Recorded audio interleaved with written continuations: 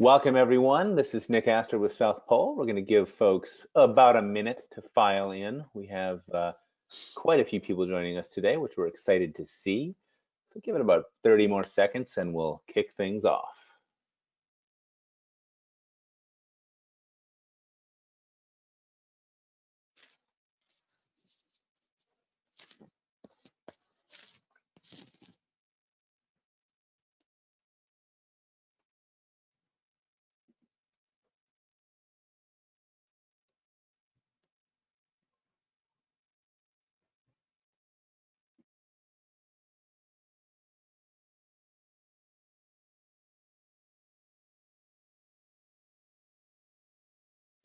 Okay, everybody, welcome to today's Climate Chatter.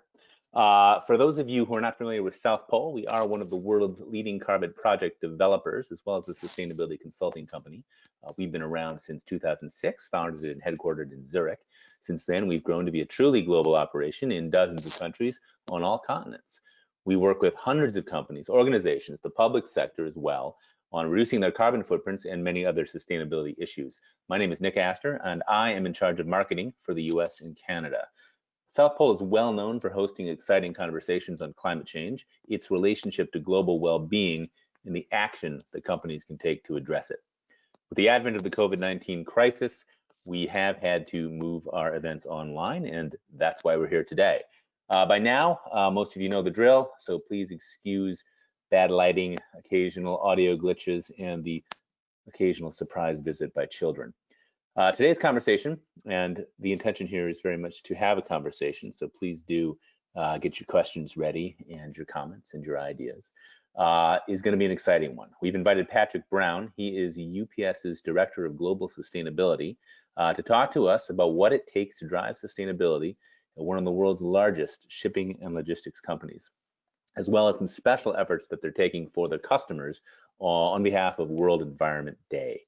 Without further ado, I would like to introduce Patrick, and I'm gonna kick our video on here, kick our slides off, and there he is. All right. So Patrick, welcome. Thanks for taking some time today. I know that we've had UPS at our house twice today already, so in that regard, we're pretty familiar with you, but I want to start with a few of the basics on sustainability. UPS is a really big company. You know, you probably have one of the biggest fleets of any kind, and a big footprint, a big climate footprint, as well as probably many other sustainability challenges. What are the big high-level priorities when it comes to talking sustainability at UPS? Sure. Well, thanks for having me, first of all, Nick. Patrick Brown, Director of Sustainability here at UPS. When you think about sustainability at UPS, I really want to make sure that we talk about the E, the S, and the G, and how it overencompasses all. I mean, to your point, we're a very large company, 495,000 employees globally, worldwide. So, things like health and safety, wellness, training, diversity, inclusion are all important, sustainable attributes to our sustainability program. But then also, to your point, a large fleet, 120,000 vehicles on the road every day, 259 aircraft, right? We have a huge environmental footprint that we need to address. And I know today we're going to talk specifically and focus on the environmental side. You know, sustainability is often talked about doing less impact on the world. But actually at UPS, we think about in terms of more, doing more efficiently. So, how can we create connections around the globe and deliver packages more efficiently?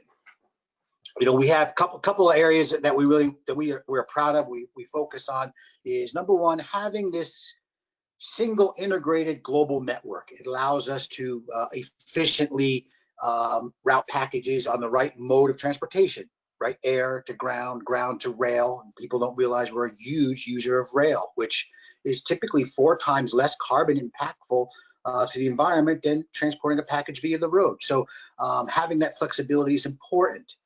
Technology and the use of technology to be efficient is also one of the foundations of our program. A great example is this groundbreaking route optimization software that we call Orion, that we've helped develop and actually developed. And what Orion does is, as we're loading packages into that UPS package car, so that delivery van that comes to your house twice today, we call those package cars, Nick. So that package cars, that package car is loaded each morning, the computer will scan that package, and it basically performs an algorithm, and it says, okay, listen, based on the packages in this car today, here is the most optimal route you should drive today. So that driver, that UPS driver, might not drive the same exact route every day, depending on the packages. And through that Orion, we're actually eliminating over 100 million miles a year. That's 10 million gallons of fuel not burnt. That's 100,000 metric tons avoided. And I always like to tell people, the greenest mile is the mile that we never drive. But we do have to drive miles, and we know that. So outside of technology, outside of the integrated network, it's a lot of our focus is on alternative fuels and alternative fuel technology. And how do we now start to remove our dependency from fossil fuels and start looking at other types of alternatives? We're heavily into natural gas today, use of biofuels like bio-natural gas or biogas, they call it. And then, of course, electrification, I think, is going to be the future for the transportation sector. So those are just some of the areas that we're focused on today. Oh. So it's always good to unmute yourself. Let's talk about climate specifically.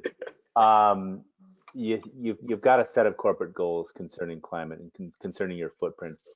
What are those goals? How did you calculate them, and how are you going about achieving them? Yeah, that's a great question, Nick. So back in 2016, we set some goals around our entire sustainability strategy, and their goals focused on our impact with the community, our impact with our workforce or our people, and then around the environment. So around the environment, I'll focus on those. We have, I'll call it our one large major goal, is reducing our absolute emissions 12% in our ground operations. So what that means is we're going to continue to grow the business. People like yourself, right? You're going to continue to order things online. We're going to continue to show up on your door. And we're going to add more cars, more buildings. At the same time, we need to figure out how we're going to reduce our impact to the environment, right? So that's a huge challenge for us, and I think that's huge for anyone in the transportation sector, is to have an absolute reduction in emissions at the same time, continue to grow the business and meet the needs of your customers. So we've got three, I call them three supporting goals, or three levers, main levers that we're going to use to help us achieve that goal. And I apologize, I didn't announce that goal is a 12% reduction by the year 2025. It's a 12% reduction from 2016. 2015. From 2015. Okay. Yeah. So 10 years, 12% reduction. And again, at the same time, we're going through huge amounts of growth. But the three levers, the three supporting goals are that by 2025, 25% of our electricity will come from renewable sources.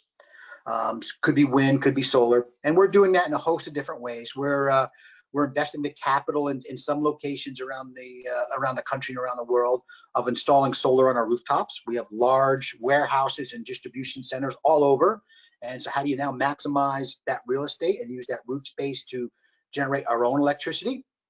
And then other opportunities would be purchasing that renewable electricity through other types of financial mechanisms, whether that's directly from the utility company or what they call, there's a term in the space called power purchase agreements, where you're purchasing electricity from wind and solar projects around the world. So electricity is one portion. The second lever is the vehicles. By 2025, 40% of the fuel that we use in our ground vehicles will come from sources other than gas or diesel. So 40% of our fuels will be some type of alternative fuel. And that's measured like per mile or something, or per vehicle? That's actually per gallon. So basically, in 2019, just to give you a kind of where we're at, in 2019, 24% of our fuel today comes from alternative sources. And that equals 135 million gallons. So we purchased 135 million gallons of other types of fuel in 2019. Now, the majority of that is you make that calculation if it's an electric vehicle as well? Is there like some kind of equivalent there? Yeah, so electric kind of puts it in a little bit different bucket. And so if you think about electric, you're really not using any fuel, you're using electricity. So if you think about the math of the 24%, it's the number of alternative fuel gallons divided by your total gallons. So when you start to switch to electricity, what you're doing is you're helping your overall percentage because you're removing the fuel from your denominator, right? So we're switching from a fossil fuel to electrification. And then of course the intent would be now take that electric that's charging that vehicle and switch that to renewable electricity to really make that impact. But short term and getting to 2025 with that reduction, natural gas is going to be one of our main levers. We've invested heavily in natural gas, both vehicles and infrastructure. We've invested over $1 billion in that infrastructure to date. And that puts us in a great, unique opportunity to then purchase what's called renewable natural gas or biogas or biomethane. And you think about natural gas, that's all it is, Nick, is methane. And we're going to talk about maybe some future projects here with the carbon offsets. But as methane is now naturally occurring from landfills and wastewater treatment plants, how do you capture that? How do you filter it? How do you put it in your vehicle to now use it as a fuel? And that's where we're at, and that's where we're headed. So it's interesting. Yeah. Now, beyond the corporate goals that you just talked about, you've also done something for World Environment Day. This is sort of a customer engagement thing where you've agreed to, if I understand correctly, offset or match the offsets of customers who seek to offset their shipping. Tell me about that and how's that program going? Yeah. So first, if you don't mind, we'll take one step back, and we have a product offering. We call our carbon neutral offering, where a shipper, anyone who ships a package with UPS, has the ability to offset the emissions from that package. And so what we decided to do for World Environment Day was we have a promotion that we will match the carbon offset. So if you as a shipper purchase a carbon offset to offset the shipping of your package, we will then purchase, UPS will then purchase an additional offset, doubling the environmental impact, which has, again, huge impact on the environment. So we're going to do that for the entire month of June, and where we're going to match the carbon neutral offering. And just a quick things about this offering that we have. We have two types of carbon neutral customers, or two types of carbon neutral offering out there. One is contractual, where you as a shipper, if you decide that you wanted to offset all of your packages or a good portion, you would then go on what's called a contractual basis, where we would offset those for you. The second way is called transactional, and that's where you as a shipper, and this could be anyone who's shipping a package, whether it's for personal reasons or for businesses. You go on ups.com or whatever shipping platform that you're using to ship a package, and you would just click a little accessorial or radio button saying, hey, I want to offset this package, which through that method is as little as 5 cents a package. You can now offset it. So we have a robust calculator, and we have a team of folks internally that will then calculate the emissions of all those packages that have been offset, and then of course we'll go out and purchase some good quality, reliable carbon offsets.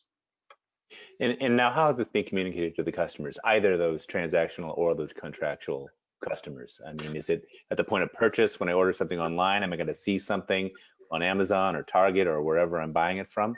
Yeah, so that's a great question. Right now, the communication is a little bit limited to just UPS channels. So you'll see on ups.com, you'll see some banner ads. We also have outreach specifically from our sales team to our customers being the shippers, where we'll reach out to them and communicate the promotion. There's a lot going on in the world today, as you know, with pandemic and social unrest, and I think that we just have to be careful with the communication, Nick. Right? So there's a lot going on, but there is communication out there about what's happening. And I tell you, we've been happy so far with the results. And anything to share yet? I mean, what's been the uptake? How do we know this is going to be a success? Do you have any particular goals for percentage that you're hoping to offset? So I think, so a couple of things. First, before I answer the question about the results so far, I think the ultimate goal of this promotion is twofold. Number one, to observe World Environment Day, and what a better way to do that than to help reduce the impact of the environment. But the second thing is really to raise awareness on this offering. So to give customers and shippers, right, knowledge and education about, right, what is carbon offsets, how powerful is carbon offsets, how can they use carbon offsets in their strategy. So I think that's the reason why we want to do this. As far as the results, I will tell you the first 2 weeks of the campaign, we've actually seen a 30% increase worldwide in this offering, and that is just the transactional portion. So remember, 2 different types of customers, but on the transactional side, we've seen over 2,800 new shippers use carbon neutral for the very first time. And just here in the US, to give you some examples of some of the numbers, typically we average around 51,000 packages a day that are being offset by our customers here in the US. We've seen that increase to 74,000 packages a day on average here, just in the first 2 weeks of June. So, I couldn't be happier with the results so far, and especially with the I would say limited communication. Right, we had a press release, we got Salesforce, we got some banner ads out there, but not a lot of marketing around it. So. And obviously this is a nice bonus for everybody for the month of June, but the program continues. I mean, in July I want to send a package, no problem. I can still choose this option, right? You can. The program continues after this. I think again, this is about raising awareness to it. I don't know what the future is going to hold for this specific program. I think that it is a popular program, and for us, we're looking at how can we improve it even more, right? How can we improve the customer experience and make this carbon offset offering even more attractive to our customers? So I think, there's not a lot I could say about that today, but I will tell you that we are really looking at improving that experience in the future. So, and making improvements as we move along. So I want to get into offsets. I also want to, just a swift little housekeeping thing. I forgot to mention, folks, if you do have questions, you can type them into the little question box, which is in your control panel. And we will get to those towards the end of the session. At the end of the session, I will also offer folks the opportunity to speak out loud if you like. In order to do that, you have to raise your hand. There's a little hand icon that you can click. Click at any time, and I'll get to you eventually. So let's talk about offsets. You guys picked a couple different projects to get your offsets from. Can you talk a little bit about them? Why did you make this decision? And of course, back to that communications question, are you doing anything to communicate to customers, where exactly their offsets are coming from? Yeah, good. So a couple things. Number one, we price our carbon neutral offering as low as possible, so that all of the proceeds will go directly towards purchasing good quality offsets. We've supported projects worldwide that have included forestation, landfill gas destruction, wastewater treatment. Currently, we have 2 projects in our portfolio. One is called, and I'll probably ask you for some help, Chol Charoen is the way I say it. Chol Charoen. Chol Charoen. If there's anyone who speaks Thai on this, speak up, because that's the best I can do. But it's so what happens with that specific project is it's located in Thailand, as you mentioned. It captures emissions that are released from wastewater, and they use it to generate electricity. And what we like about this specific project, it goes beyond carbon. So yes, you're capturing those emissions, right? We talked about renewable natural gas earlier, right? How do you capture that methane, that CH4? And for us, we want to use it in our vehicles, right? So there's a whole circular economy thing we got going on there. Well, this project is very similar that we invested in. Here, they're capturing that methane, and they're using that to generate electricity. So again, helping advance that circular economy. How do you now take the recovery from wastewater from a plant that's being treated and then return it back to the local ecosystem, and at the same time, providing jobs and biogas? So it's a great project. There's another one that we're investing in today. Is called the Wolf Creek Landfill. It's located here in Atlanta, Georgia. Oh, not Atlanta, Georgia, but located in Georgia. That will capture methane landfill emissions and generate electricity, specifically in the state of Georgia. That project has seen reductions of around 130,000 metric tons a year, which is like taking 29,000 cars off the road. So, that is just two examples that we're investing in today. We continue to look at different types of projects. And, as I talked earlier about what happens with this program in the future and how do you improve the customer experience, I can tell you that the types of projects that we're looking to invest in the future is going to be one of those enhancements, because we're always looking at how can we now improve. We got a quick question. This is from Cody. I don't know how much you can get into the numbers here, but can you share us a little bit about the kind of volume that you're expecting in terms of carbon offsets that are going to be purchased? So I will tell you that this specific offering, we're around somewhere right around 150,000 metric tons a year. So that's total year. That's global for the carbon offering, right? So on a per month basis, you're in that 12 to 15,000 metric tons a month range. But 150,000 a year is where we're at currently, or at least that's what our history is. With promotions like this, we hope to intend that we continue to grow, right, this offering. And great. And back to that question on growth, you mentioned you had about 75,000 packages that are being offset on a daily basis. Is that correct? Or was that the total volume of packages? I didn't quite catch the. Oh yeah, no. So that's a great question. That's just being offset. So let's give you a little context here. I mean, we're shipping like 22 million packages a day here through the UPS system, right? So this offering is 75,000. So it's still a small number compared to overall shipping through UPS. And especially since a lot of the cost of this are going to be borne by the customer ultimately, should they choose to offset their packaging.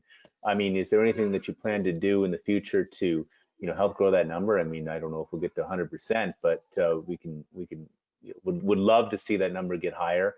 And what's the future for communicating this, making this easy, future Environment Day promos, etc.? So I don't know what future promotions will look like. I think that for us, it's about, I think this is our first promotion around it. Well, let me back up. This is our second promotion around the carbon neutral offering. So the carbon neutral offering, we've actually started it back in 2010. So it's actually on its 10th year. It has grown since then. When we first did the promotion back in 2010, we had a very similar match in the very beginning. But we were just getting started then. It was very, very low numbers. So this is really our first, call it, true promotion, since the inception of the program. So I think that we're going to continue to figure out ways to communicate and promote this. Will it get to 100% of our volume?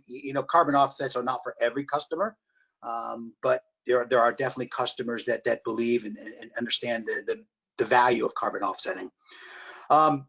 And we are looking at changes or enhancements to the program that will help the customer experience. So I think through a couple of those, we want to continue to grow. What that growth is going to look like, unknown today. Pricing wise, I can't remember, pricing wise, we keep it extremely low today to try to attract people. Again, if you do on a transactional basis for a ground package, it's 5 cents a package. If it's an air package, which is a little bit more carbon intensive, you're at 20 cents a package. And those are for the transactional customers. They're the customers that are shipping the one package at a time. If you decide to be a contractual customer or a shipper that does a lot and you want to offset more, we've seen that price because it's based on volume and based on origin, destination, right, weight and distance and the characteristics of your shipping. But we've seen that price go down extremely a lot lower than 5 cents, right? You're talking penny a package, penny and a half a package for some shippers, depending on the volume and the characteristics of what you're shipping. So I think by pricing it as low as possible is another way for us to really figure out how do we attract more customers. This is good. Tees up the next question really nicely. This is coming from Roger. 5 cents a package. That's great. That's nothing. This is a radical idea, but have you ever given any thought to making the whole thing an opt-in for customers rather than an opt-out? I mean, here's your 5 cents. If you don't want to pay it, check the box and you're off the hook. But making this a non-optional opportunity. Who's asking that one? Roger? Yes. All right, Roger. So it is something we are looking at as we start to think about, and I don't want to say too much because we're still trying to finalize what the future enhancements are, but that opt-in, opt-out is part of the discussion. You're absolutely right, and it could be another way to look at it. Well, terrific. We have a follow-up question, Cody, as well.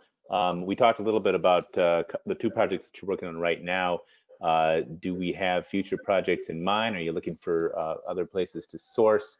We're going to try to go primarily international, or are we looking at some opportunities in the U.S. as well? So I think the way we envision it is we want to expand the portfolio of projects to be global. Right, so we have got customers. We serve over 220 countries and territories. We want to try to be as representative to the shippers that are there, right? So if you've got shippers that are in a specific country or geography of the world, and the projects are halfway around the world, it's not very meaningful to them, right? So we want to figure out that there's projects that, as far as location, are close to where the shippers are. So we do want to get a mix of projects globally, but then we also want to get a mix of different types of projects, right? So landfill gas, wastewater. I mean, they're all good projects. But you know, are there other projects that will attract customers, right? Maybe it's forestation, or other types of projects. So we're going to look at not only geography, but the mix of projects. So yes, we do plan on expanding that. Great. We have one more question here from Mary. This says, I'll paraphrase this. What percentage, you got your global goals. That's great. We're driving this with technology efficiency and so on. We've got the offsets, which is terrific that the customer can opt in. What are those two things kind of match up? To what extent, let's say hypothetically, you managed to, every customer stepped up and offset their shipping. I mean, is that ultimately going to help you achieve your global sustainability goals as well, your global climate goal as well? Are those calculations related, or are you thinking of this as kind of two separate worlds? Yeah, that's a great question. And today it is two separate worlds. So this offering that we're offering, this carbon offset offering, is truly for the customer to help reduce their impact. We have a lot of customers that are, if you're familiar with the different scopes of greenhouse gas accounting, scope 1, scope 2, scope 3, you know, this is typically our customer scope 3 emissions. They don't have a direct control or their indirect emissions. So you know, this is an opportunity for them to reduce that impact of their supply chain. Currently, we are not taking these offsets and counting them towards our goals. So as I mentioned earlier, our 12% reduction of absolute emissions and our initiatives and strategies to reduce UPS's footprint, we're not using these offsets to help or towards those goals, if that makes any sense. So it's separate today. Okay, terrific. A question from Michael. We're following up again back to one of these sort of customer communications questions, really. This is really exciting. I mean, right now, this is not necessarily front and center. When I'm out there, you know, shopping online or something, I may not encounter this yet. So it seems that there's an opportunity to really bring in more customers by making this more apparent, more obvious to people. Do you have a plan to make that opt-in checkbox available on, you know, other online merchants or other places besides the UPS page and besides, you know, where most people are, you know, setting up their shipping? So that's, you know, that's a great question. It's a little bit more complex because a lot of times you're dealing with, you know, shipping systems or systems that are not UPS owned or controlled or managed. So we'd have to work with that vendor. So first of all, that vendor would have to want to do that. And I'm trying to think of examples. There's probably an example of one or two that have already done that, but it's not on your, you know, your large type of shippers, right? You mentioned, right? They're your Walmarts, Amazons, Targets. You know, they don't offer that today. I think today, right now, we're concentrating on our shipping systems, and then we're also working with those large types of shippers. And our intent would be to get those types of customers on our contractual offering, so that they're now offering it. And then if they want to, you know, pass that cost or pass that option down to their customers, that is their option. But a lot of, and you'll be surprised, a lot of the customers that you're probably purchasing today are already probably offsetting their packages, and you just don't know it as a consumer. Mm-hmm. So some of them do a good job advertising it, and some of them do it just because they know it's the right thing to do, and they're not looking for that advertising side of it. So each shipper's, each shipper's unique, Nick, and each one has their own kind of do's and don'ts of what they want to do and how they want to handle their impact and their marketing and advertising. And that said, have you seen growth in those contractual shippers? I mean, and have they discussed, their motivations for doing this? And are there themes that you've seen? Is this growing? Is this imperative growing in popularity? So I would say on the contractual, we've seen growth on both the contractual and the transactional side, and we are seeing growth. I think that as customers get more sophisticated on managing their environmental impact, and they've already addressed kind of their own boundaries, their own scope, what happens within their walls of their operation, and now they're starting to now look at their supply chain and their, scope 3 emissions, as we call them.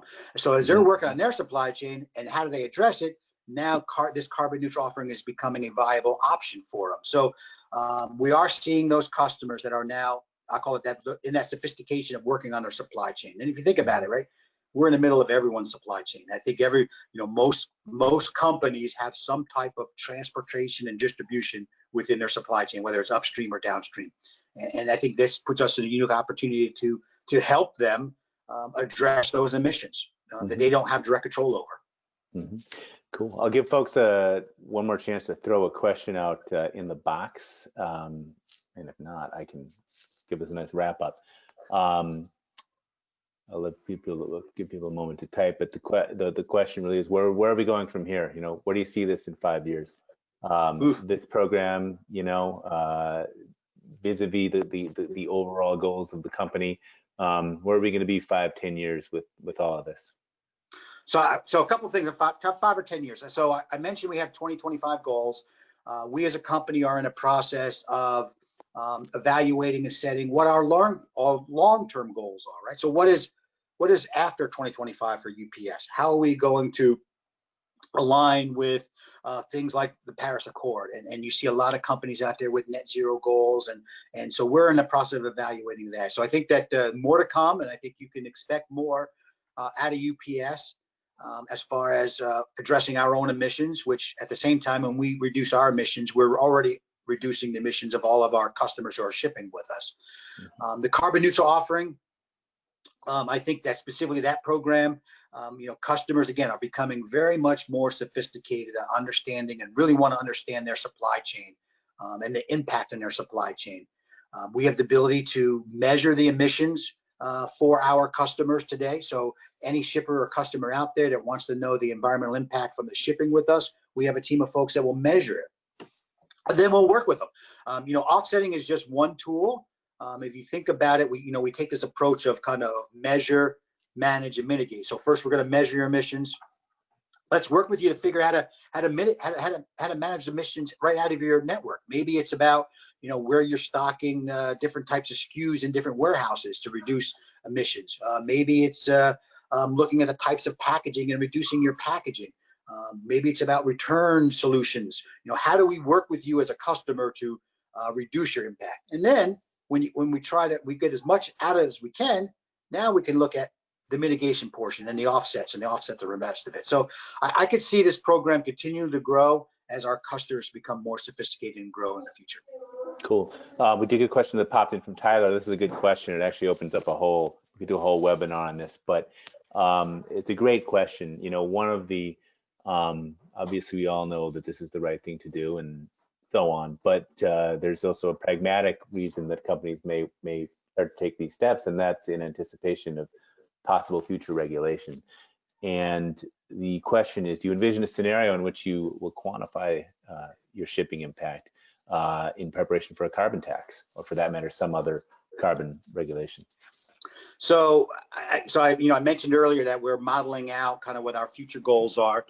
For me and my team, it's about modeling out what our emissions are going to be and how we're going to grow all the way through 2050, and then and the impact of potential regulations and carbon taxes, and what would be the potential on our business. And I think all of that goes into helping us develop our strategies, right? So if we know that there's going to be a specific tax or a specific regulation, and there's basically a cost on carbon, it then it helps you as a company determine kind of where your priorities are and how do you set your initiatives. So and I think that price or that tax and understanding it is just another input in helping you develop your strategy. Terrific, good. Well, Patrick, I want to thank you so much for taking some time with us today. I promised we'd get this done quick and sweet. It's a thrill to meet you. It's a thrill to be working with UPS, and I know that we certainly hope to do more work with you in the future, and we hope to talk to you again soon. All right. Well, thank you for having me and for having UPS, Nick. We appreciate it. Marvelous. Thanks everybody for coming. Well, before I send everybody off, I'd be remiss not to mention that we do have some upcoming climate chatters as well.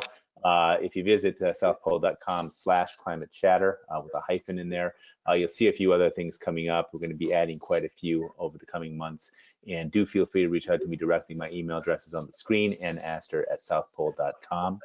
It's been a thrill, and we'll see you next time. All right, thank you.